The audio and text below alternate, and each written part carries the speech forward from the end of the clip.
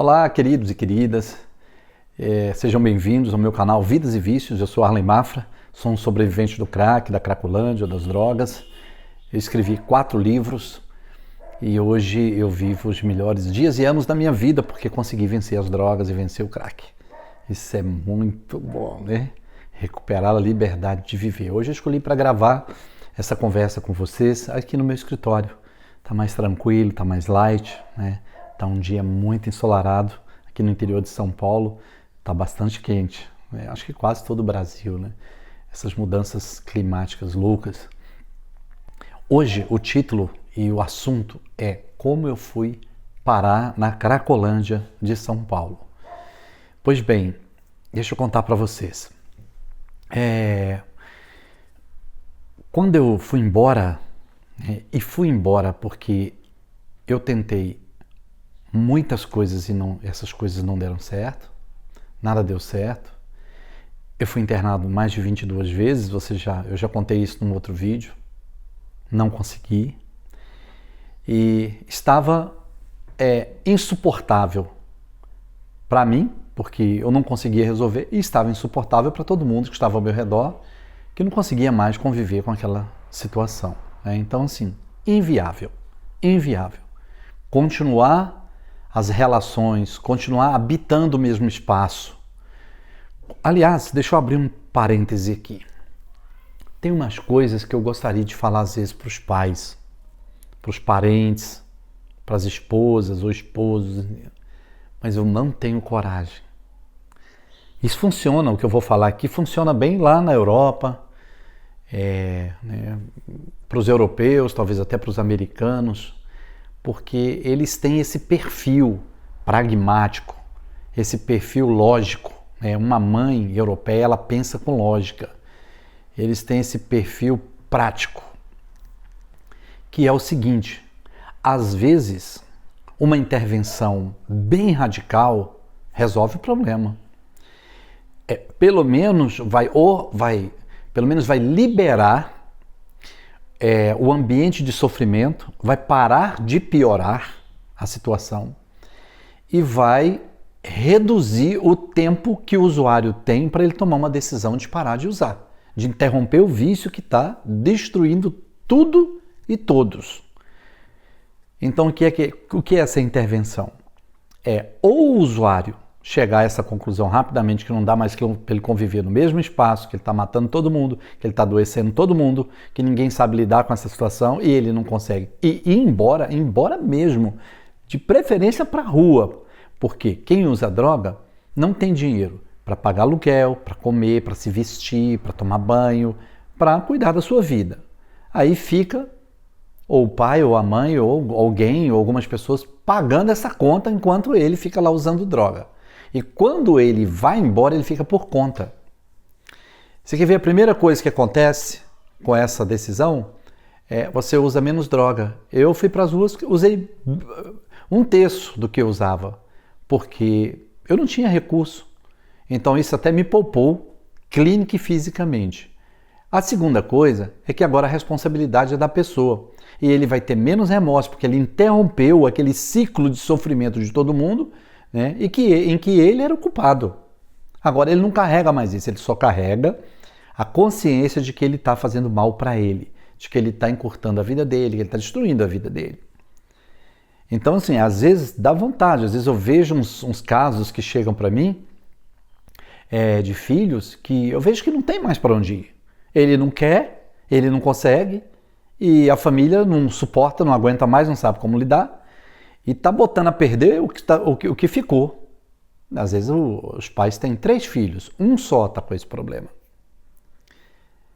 E por ele estar tão envolvido na problemática do filho, os outros 2 vão se perder. Não vai ter presença, não vai ter acolhimento, não vai ter amor, não vai ter tempo, não vai ter saúde emocional, né, para conviver com os pais, né, os pais com eles. Não vai ter a atenção necessária, a pedagogia da presença, né, dos pais.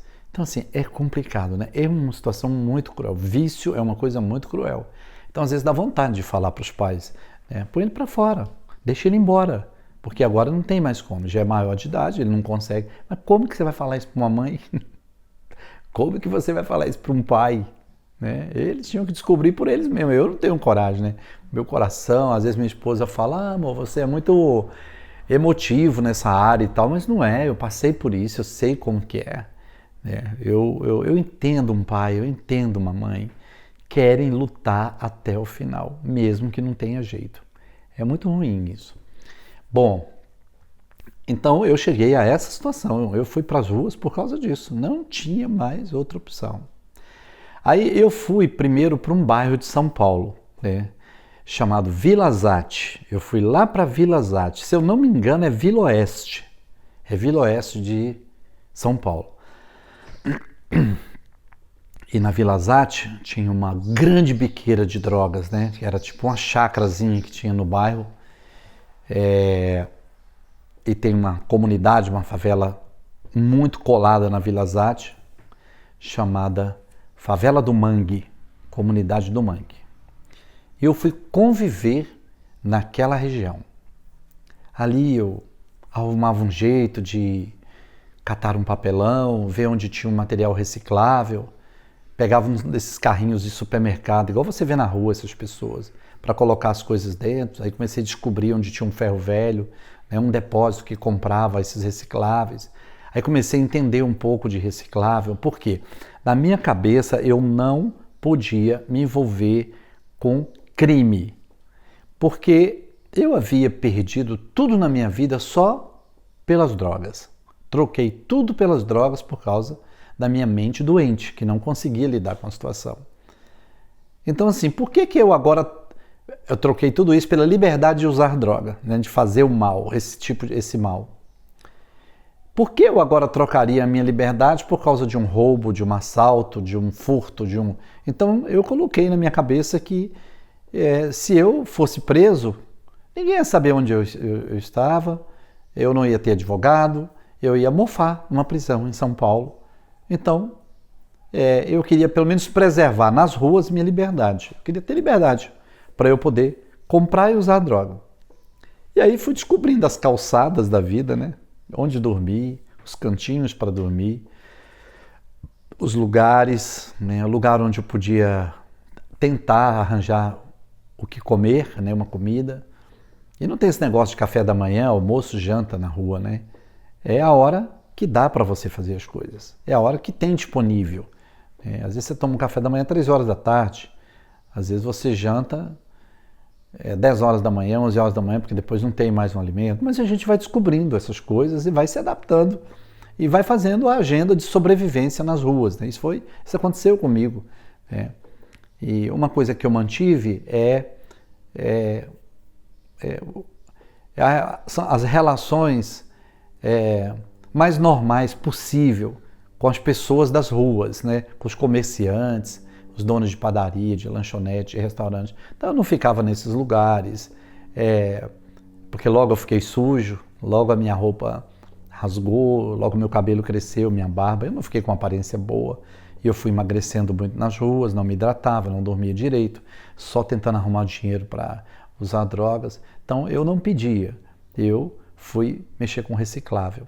E depois descobri que se eu comprasse uma carroça maior, né, o problema era onde arranjar o dinheiro para comprar essa carroça se eu usava droga com todo o dinheirinho. Todo que eu falo arrumava 20, 30 reais aqui durante o dia e lá comprava pedra e usava. Mas eu consegui, lá numa obra com um encarregado, eu consegui tirar entulhos e eles fizeram uma vaquinha lá para eu comprar uma carroça. Eles não sabiam que eu usava drogas, né? Uma carroça, sei lá, hoje estaria custando uns 800 reais, 600 reais, uma coisa assim, por aí. Eu sei que eu consegui comprar essa carroça e comecei a andar com essa carroça. E aí eu podia pegar mais reciclável, aí eu fui entendendo de como, o que dava mais dinheiro, o tipo de reciclável, né? Onde vender melhor, onde tinha um preço melhor, qual era o melhor horário para vender, né?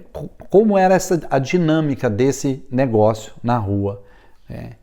E que também dava para tirar um entulho, alguma coisa. Até eu fui ganhando, durante o dia, eu fui fazendo um pouco mais de dinheiro, então eu comecei a usar mais drogas. E às vezes acertava uma coisa assim grande.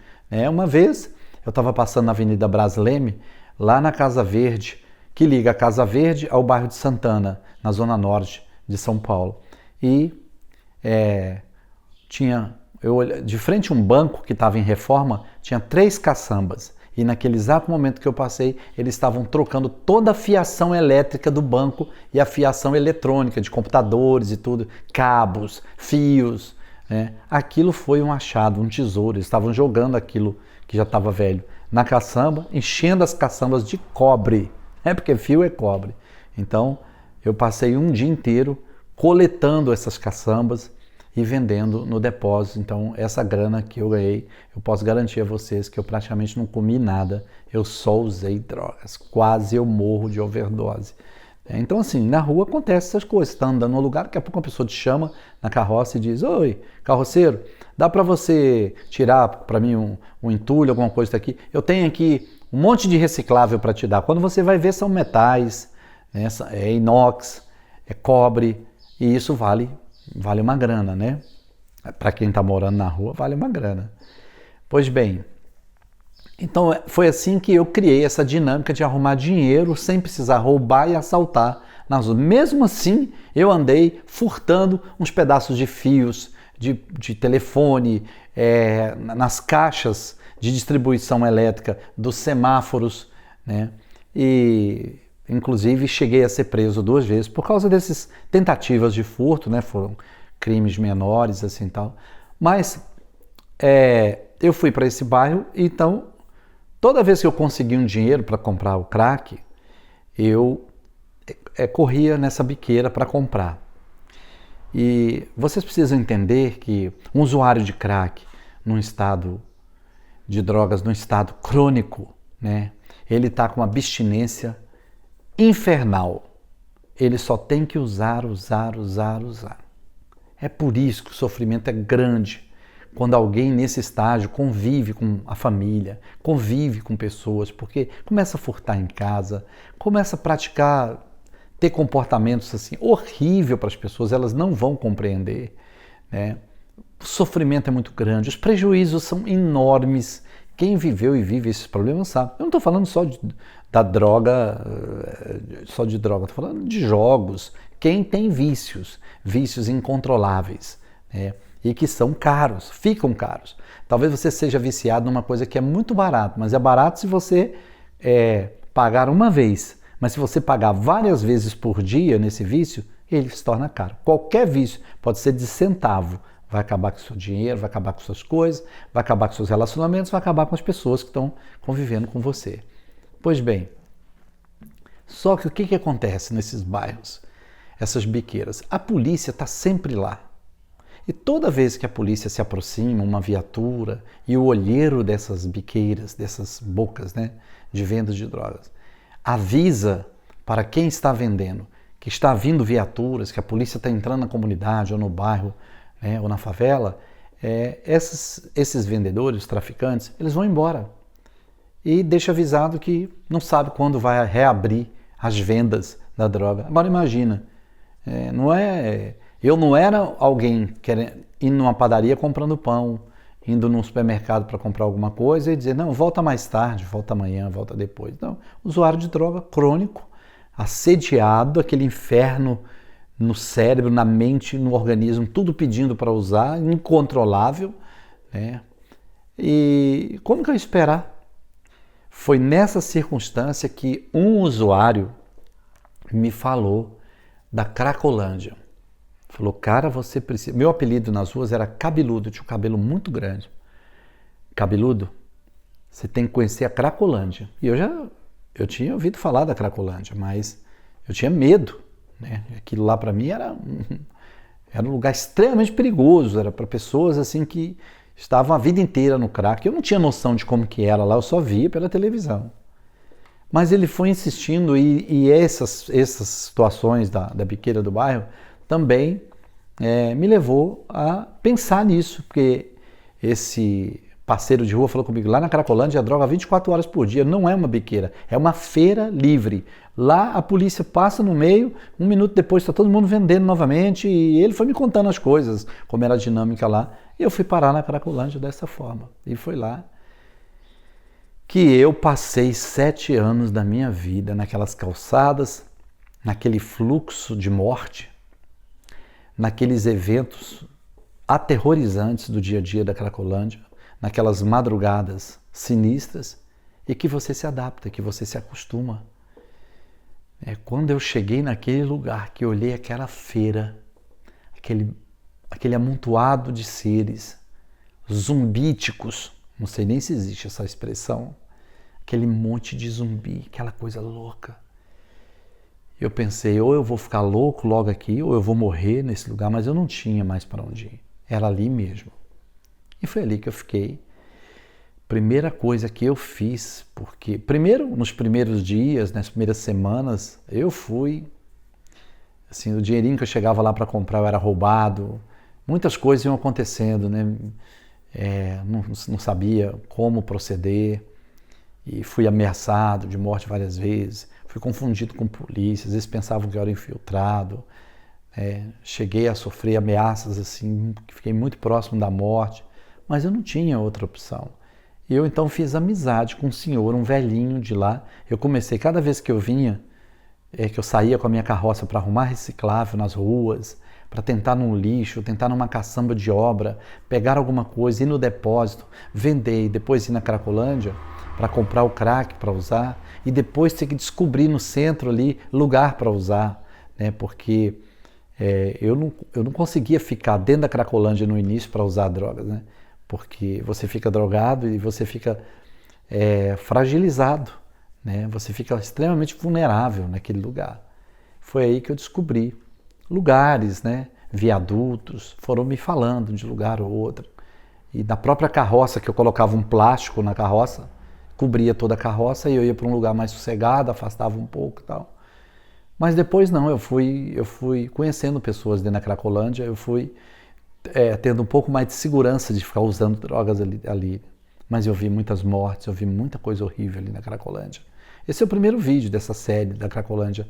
Eu vou contar para vocês tudo o que acontece ali dentro. Como é a rotina, como é a dinâmica, como é a agenda da Cracolândia, como é a agenda das ruas ali. E eu fiz amizade com o senhor, com o velhinho. Aliás, ele é personagem de um dos meus livros. Eu conto a minha história com ele. E esse velhinho é que praticamente me introduziu ali na Cracolândia, foi me ensinando as regras, as normas. Porque você olha a Cracolândia assim, no primeiro momento você pensa que aquilo é uma bagunça. É uma feira extremamente bagunçada, é um amontoado de gente bagunçada. Você está enganado. Isso é a aparência. Mas quando você entra, né, vamos dizer assim, no intestino da Cracolândia, né, quando você está dentro, você vê que tem liderança, organização, lei, normas. Né? Daquela bagunça para dentro é a facção que controla, é a facção que faz a gestão de tudo aquilo, porque aquilo dá aproximadamente uns 20 milhões de reais por mês. Todo mês a Cracolândia dá aproximadamente 20 milhões. Eu não sei como é que está agora, mas na época que eu estava lá, há uns 16 anos atrás, aos 16 anos era mais ou menos isso.